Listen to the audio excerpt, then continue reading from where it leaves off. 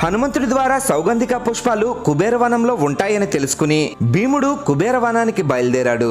కుబేరవనానికి రక్షణగా ఉన్న రాక్షసులు భీముణ్ణి ఆపి, ఇది కుబేరుడి తోట, ఇందులో కుబేరుడు విహరిస్తూ ఉంటాడు, ఇక్కడ ఉండడం ప్రమాదం అని భీముణ్ణి హెచ్చరించారు.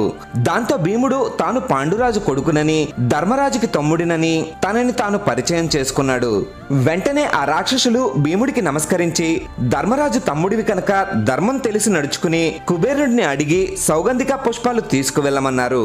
ప్రకృతి సిద్ధంగా దొరికేది ఏదైనా దానిపై అందరికీ హక్కు ఉంటుందని, ఎవరో ఒక్కరికి మాత్రమే సొంతం కాదని భీముడు సమాధానం ఇవ్వడంతో ఆ రాక్షసులు భీముడిపై యుద్ధానికి దిగారు. భీముడు ఆ రాక్షసులందరినీ యుద్ధంలో ఓడించి కుబేరవనంలోకి వెళ్లి సౌగంధిక పుష్పాలను దర్జాగా తీసుకుపోయాడు. కుబేరుడికి ఆ విషయం తెలిసినప్పటికీ మొండిఘటమైన భీముణ్ణి ఏమీ చెయ్యలేమని ఊరుకున్నాడు.